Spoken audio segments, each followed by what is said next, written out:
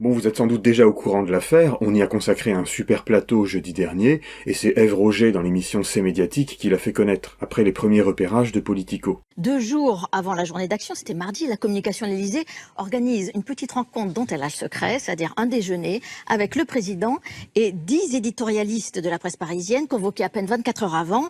Une rencontre en toute discrétion. Alors on y trouve Guillaume Tabar du Figaro, Dominique Seux de France Inter et des Échos, Françoise Fressos du Monde ou encore Nathalie Saint-Cric de France Télévisions. Edoui Plenel s'est indigné de ce journalisme de gouvernement. En réaction à ce tweet, Yael Gauz, l'un des invités à l'Élysée et chef du service politique de France Inter, a répliqué « Avant de tweeter, possible d'aller à la source? Que savez-vous de l'usage qui a été fait de cet échange sur l'antenne? Vous pensez que je suis une machine à avaler les éléments de langage ?» Avez-vous écouté les journaux mercredi matin? Un échange avec le président de la République ne fait pas de vous un perroquet. Eh bien, très bonne idée, allons à la source. C'est un peu aujourd'hui le service fact-checking du média, là. On est sérieux.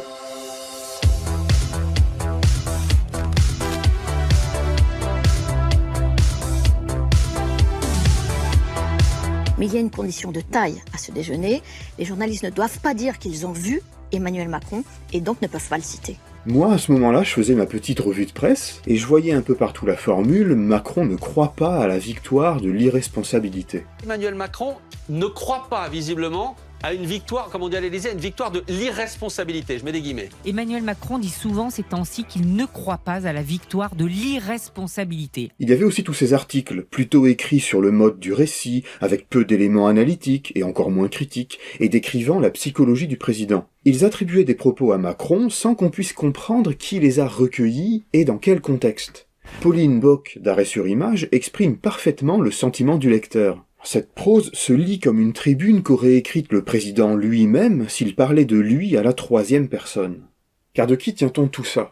Dans un off classique, on cite une source en donnant quelques éléments sur la position qu'il occupe. Hors micro, un ministre se montre sceptique. Un membre du cabinet nous glisse que... Mais dans notre affaire, comme dit Daniel Schneiderman dans sa chronique, on a un super off, où on dissimule même que ces propos ont été recueillis par des journalistes. Les journalistes deviennent l'entourage du président pour BFM. Dans son entourage, on pronostique même que les Français ne se déjugeront pas 7 mois après l'élection présidentielle. Le Monde parle d'interlocuteurs. On a des visiteurs sur France Inter. Les Échos choisissent la formule en interne. Yael Gauz privilégie la métonymie l'Élysée. Comprenez bien que toutes ces formules ont en réalité pour référence Macron parlant à des journalistes. Schneiderman explique, et quand, de surcroît, même les marqueurs de style indirect censés établir un minimum de distance, selon lui, assure-t-il, croit-il, sont eux-mêmes éliminés dans la transmission du message, la réduction des journalistes au rôle de perroquet du pouvoir est complète. C'est patent dans l'article de Guillaume Tabar du Figaro. On a tout simplement l'impression que Macron débite des phrases dans le vide, puisqu'aucun interlocuteur n'est identifié.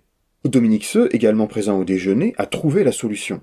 Plonger dans la tête de Macron. Grâce à ses talents de télépathe, il peut accéder à la pensée résonante de Jupiter à distance et même en évaluer la pertinence. Bref, il ne reculera pas. Et son raisonnement global est-il fondé selon vous? Écoutez, globalement, oui. Rendons justice à Seux, il est le seul parmi tous ces éditorialistes à avoir émis une critique sur le fond dans son compte-rendu, mais évidemment sans dévoiler le dispositif. Mais bon, c'est pas parce qu'éventuellement vous entourez un élément de langage de remarques critiques que vous ne contribuez pas à sa diffusion et sa circulation. Ni un pays à feu et à sang, comprenez, il ne croit pas à un blocage du pays. Donc là, on ne sait pas à quel objet journalistique on a affaire. C'est censé être des éditoriaux, c'est-à-dire que l'auteur est réputé y adopter un point de vue, avancer une opinion et parler en son nom. Or là, on nage en pleine confusion. Qui parle? Alba Ventura ou Emmanuel Macron? Endosse-t-elle ce qu'il dit? Écoutez, le président est droit dans ses bottes. Cette réforme, il la veut. Il continue d'affirmer que les Français lui ont donné un mandat clair en mai dernier. Benjamin Duhamel de BFM ment carrément, en prétendant avoir enquêté. Benjamin Duhamel, vous avez enquêté à l'Élysée pour savoir quel était aujourd'hui l'état d'esprit d'Emmanuel Macron à 2 jours de ces manifs. Vous avez enquêté. Ah ouais, en fait, il était pas invité, il était là en scred dans la petite bouteille de Pampril, tu sais. Ou peut-être faisait-il semblant d'accompagner sa maman, Nathalie Saint-Cric de France Télévisions, qui était également conviée. Vous les soutenez ou vous les provoquez, les initiatives des jeunes? Parce qu'on a pu avoir l'impression que c'était la France Insoumise qui incitait les jeunes à aller dans la rue et non pas les jeunes qui vous demandaient de l'aide. En effaçant tout moyen de comprendre le contexte d'énonciation, ces journalistes participent alors à un dispositif de communication et deviennent des porte-paroles déguisés. Au téléphone avec les grandes gueules d'RMC, Guillaume Tabar explique « Lors de ce off, Emmanuel Macron, là aussi, m'a expliqué sa vision des choses. Hein, appelez ça des éléments de langage si vous voulez, il m'a donné sa vision des choses. Dans l'article que j'ai fait dans la foulée, on ne peut pas vraiment dire que je me suis fait le porte-parole servile de ce que Emmanuel Macron voulait. » Alors j'ai lu l'article attentivement, et voici le seul élément où Tabar prend un peu une distance critique. Attention, éloigner les enfants, c'est violent. À la rentrée, le chef de l'État avait dit, trop hâtivement ou trop maladroitement, que cette réforme servait à financer des priorités nouvelles comme la refondation de l'école et de l'hôpital ou la transition écologique. Le problème, c'est que recueillir des offs sans dire qu'ils étaient présents finit par rendre leur texte grotesque, voire contradictoire. L'édito de Cécile Cornudet est emblématique. Ne cherchez pas les retraites dans l'agenda d'Emmanuel Macron, elles n'y figurent pas. Le président ne s'est pas exprimé sur le sujet depuis ses vœux du 31 décembre et n'a pas prévu de rompre ce silence. Il ne s'exprime pas, mais la presse parisienne va consacrer des éditos entiers à rapporter sa parole. Habituellement, un off peut servir à protéger une source. Mais quel est l'intérêt ici de ne pas exposer le président au public, tout en répandant sur ce public la lecture que le président fait des événements?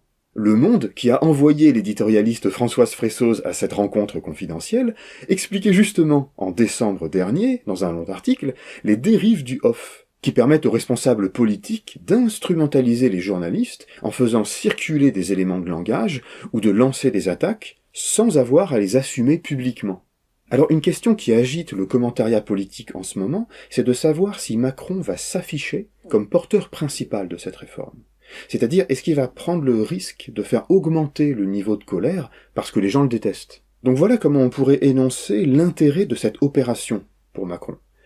Essayer d'influencer l'opinion avec ses arguments, sans avoir à montrer sa tête. C'est ça que lui offre la complaisante discrétion de ces petits télégraphistes, tout flattés de faire partie de ces happy few à qui parle le président. Et là, le message à faire passer à l'opinion, c'est « restez chez vous ». Très naïvement, Cécile Cornudet donne l'énoncé du problème dans son dernier paragraphe. Emmanuel Macron ne reculera pas, insinue-t-il. Le distiller à la veille d'une mobilisation n'est bien sûr pas anodin. À quoi bon gâcher des jours de grève dans un combat inutile, peuvent se dire certains Français. En 2010, Nicolas Sarkozy avait joué du même ressort, et cela avait marché. Alors comment ne pas voir dans ces éditorialistes de simples courroies de transmission chargées de déverser sur l'opinion publique la parole présidentielle? Mais pour qui les écoute régulièrement, la question n'est pas tant de savoir s'il y a instrumentalisation. Car déjeuner secret ou pas, ce qu'ont dit le lendemain tous ces gens, c'est déjà ce qu'ils répètent à longueur d'année. La doxa libérale. Emmanuel Macron considère qu'après des mois, des années de Covid, il y a une lassitude, il y a une inquiétude, mais il y a au fond une compréhension chez les Français que cette réforme des retraites, elle est nécessaire. Car ces perroquets-là sont d'une espèce bien particulière. Ils disent déjà ce que les puissants vont chercher à leur faire répéter. À la semaine prochaine.